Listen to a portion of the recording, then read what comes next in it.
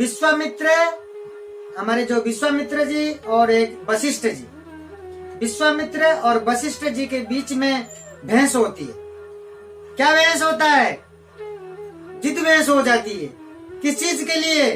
विश्वामित्र कहते हैं कि तप बड़ा है, वो तपस्या करके बहुत सिद्धि प्राप्ति किए हुए थे, तो वो तप को बड़ा मानते हैं। और हमारे जो वशिष्ठ जी हैं वो सत्संग को बड़ा मानते हैं। तो इनके दोनों के बीच में एक बार बड़ी जिद बहस होती है। विश्वामित्र कहते हैं कि तप बड़ा है, वशिष्ठ जी कहते हैं कि सत्संग हमारी बड़ा है।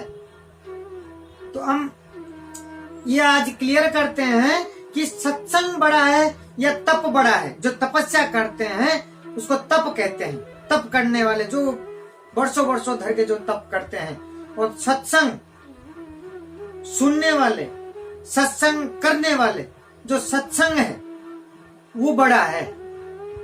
इन दोनों में क्या बड़ा है, आइए क्लियर करते हैं। ये जीवन में हमारे बहुत अहम भूमिका है। तो विश्वामित्र और वशिष्ठ जी ये सब साथ मिलकर के ब्रह्मा जी के पास जाते हैं। बोलते चलो ब्रह्मा जी से क्लियर करके आते हैं कि दोनों में से कौन बड़ा है। तो ब्रह्मा जी के पास जाकर के पहुंचते हैं। ब्रह्मा जी बड़ा हमेशा बिजी शेड्यूल रहता उनका। तो ब्रह्मा जी कहते हैं, ये सुन करके जब कहते हैं कि इस तरीके से हमारी जिद बहस हो रही है, तो विश्वामित्र जी कहते हैं कि तप बड़ा है, वशिष्ठ जी कहते हैं कि सत्संग बड़ा है। पूरी बात बताने के बाद जब ब्रह्मा जी सुनते हैं, सुनने के बाद ब्रह्मा जी कहते हैं कि देखो मैं रचना करने में बड़ा व्यस्त हूँ। ब्रह्मा जी हमेशा रचना करते रहते हैं, किसकी? संसार की। तो रचना करने में बड़ा मैं बिजी हूँ, मेरे पास इस टाइम नहीं है। आप ऐसे करो, विष्णु जी के पास जाइए। लौटा देते हैं ब्रह्मा जी। तब विश्वामित्र और वशिष्ठ दोनों विष्णु जी के पास जाकर के पहुंचते हैं, भगवान विष्णु के पास पहुंचते हैं। और भगवान विष्णु के पास पहुंचने के बाद फिर जाकर के यही बात बताते हैं कि हम इस तरीका से लेकर के आए, और सत्संग बड़ा है या तप बड़ा है। तो भगवान भी सारे बातें दोनों की सुनने के बाद विष्णु भगवान ने सुन करके भी इस तरीका से कहते हैं कि मैं पालन करने में, अभी पालन करता में, मेरा काम काज में अभी मैं थोड़ा व्यस्त हूँ। भगवान भी लौटा देते हैं कि आप शंकर के पास जाओ। भगवान विष्णु भी लौटा देते हैं दोनों की बातें सुन करके। क्योंकि इसलिए लौटा देते हैं, सोचते हैं मैं अभी तप को बड़ा बोला तो विश्वामित्र बड़ा नाराज हो जाएंगे, और सत्संग बोलता हूँ बड़ा अन्याय होगा।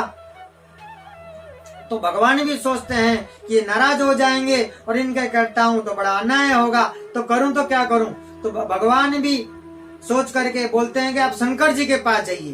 तो फिर दोनों लौट करके भगवान शंकर के पास पहुंचते हैं। हमारे शंकर जी के पास पहुंचते हैं, और शंकर जी के पास पहुंच करके भी पूरी बात बताते हैं कि इस तरीके से सत्संग बड़ा है या तप बड़ा है।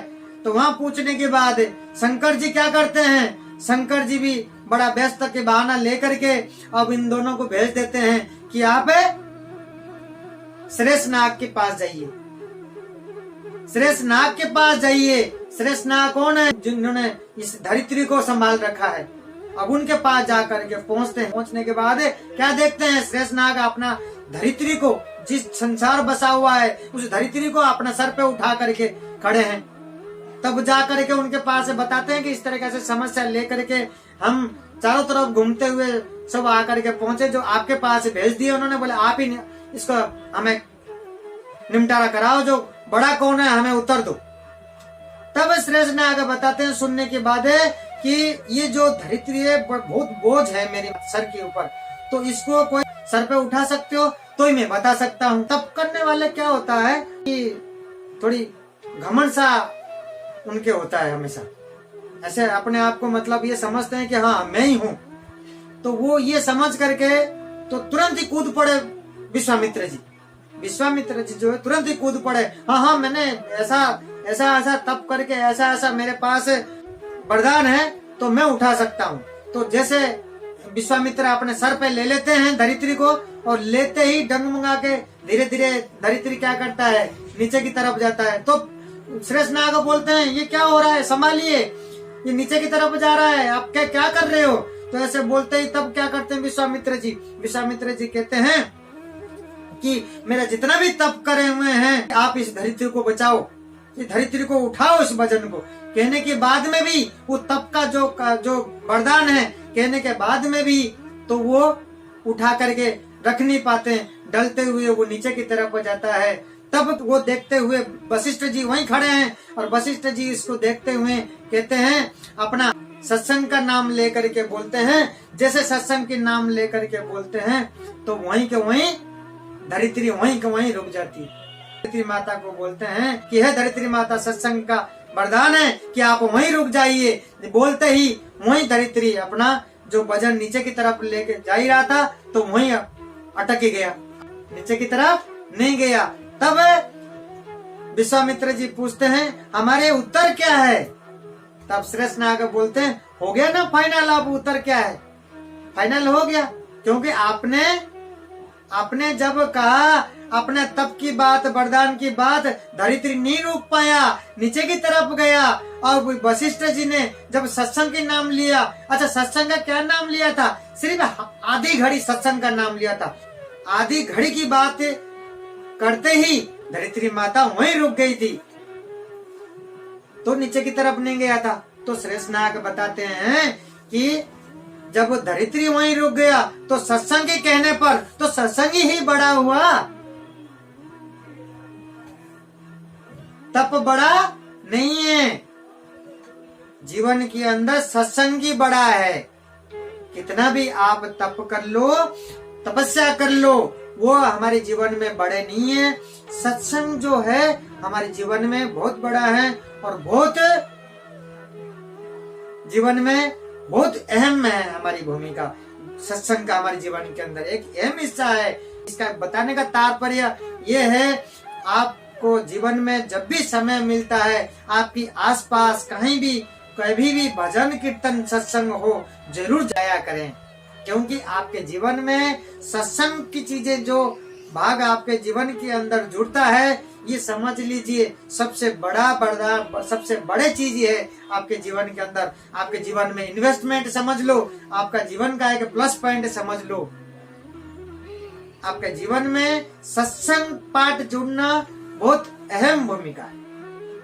आप कोशिश करें, आप अपना जीवन में कहीं भी रहते हैं, आपके आसपास कहीं भी भगवान हमारे मंदिर हो, कहीं भी सत्संग होता हुआ हो, भजन कीर्तन हो, उसमें जरूर भाग लेकर के अपने जीवन में जोड़े। क्योंकि अपना जीवन में सत्संग ही बड़ा है, उससे हमें बहुत लाभ मिलेगा। हम सत्संग में जब जाते हैं, हम इस जीवन को समझ पाते हैं, हमारी मार्ग खुल जाती है, हम मार्ग को पहचान पाते हैं, हमारे मार्ग कौन सा गलत है, हमारे मार्ग कौन सी सही है, हम उसको जान पाते हैं। हम जीवन को हमारे सत्संग से सफल कर पाते हैं। सत्संग हमारे जीवन में बहुत कुछ सुधार कर सकता है।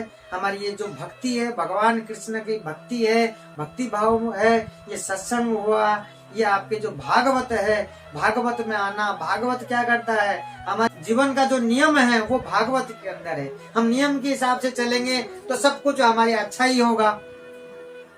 हम जब ट्रैफिक में चलते हैं, हम नियम के हिसाब से चलते हैं, नियम कानून को पालन करते हैं, तभी हम सही तरीका से सही डेस्टिनेशन पे हम पहुंचते हैं। नहीं तो गलत करते हैं तो हम पहुंचते नहीं है। कोई ना कोई हमारी रुकावट होती है, कोई ना कोई रोकता है, कोई ना कोई पेनल्टी लगता है, कोई ना कोई जीवन में हमारी ऐसी दुर्घटनाएं होती है, तो हम उसमें हमारी गलती के वजह से हम रॉन्ग लाइन पकड़ते हैं। जब इस तरीके से हमें दुख मिलता है, हमें जब नियम को पता चलता है जीवन में, हमारे नियम क्या है, हमारे कानून क्या है, हमारे जीवन का, हमारी ऐसी भौतिक संसार में हमारी भागवत क्या कहता है, हमारे जीवन में करना क्या चाहिए, उस नियम को हम फॉलो करते हैं। जब हमें वो पता चल जाता है कि हमें ये करना चाहिए, ये नहीं करना चाहिए, तब हमारे जीवन क्या होता है, आसान होता है। हम इसको नहीं जानेंगे, हम जीवन में नहीं जोड़ेंगे तो हमारे जीवन क्या होगा, कठिन होगा। आज हमें दुख होता है, हम इस नियम को फॉलो नहीं कर रहे, हमें जो सही रास्ता में जाना चाहिए हम जा नहीं पा रहे। हमें जिसमें जाना चाहिए वो और जिसको सीखना चाहिए, हमें सारे डिग्री हासिल करते हैं, वो सब चीजें ठीक है, लेकिन जीवन में हमें जीवन को डिग्री के बाद, पढ़ाई के बाद आगे हमें संसार में रह करके इस गृहस्थी के अंदर हमें आगे चलाने के लिए इस नियम को पालन नहीं करेंगे तो आपका गाड़ी सही नहीं चलेगा, हमेशा डगमगाएगा, कहीं ना कहीं आपको दुख कष्ट को फेस करना पड़ेगा। तो ये आप सुधार सकते हैं, ये आपके हाथ में ही है। अपना जीवन में जहां रुका हुआ है उसको ढूंढो, खोजें, उसको ढूंढ निकालो। करना क्या चाहिए आपको, क्या करने से, किसमें जाने से कि मैं स्वयं को पहचान पाऊंगा, सबको जान पाऊंगा, इस संसार को जान पाऊं, मैं कौन हूं, मैं कहां से आया हूं, कहां जाऊंगा। पता है ये सवाल आपको, कहां से आए हो आप, आपको जाना कहां है, आप हो कौन, आपको करना क्या चाहिए, कर क्या रहे हो, क्या नहीं करना चाहिए, ये सारे चीजों वो सारे भक्ति मार्ग और आध्यात्मिक में है, हमारे गीता भागवत में ही है। कहां भटक रहे हो आप, पढ़िए किताब और पढ़िए और इस सारे जीवन को सफल कर दीजिए आप।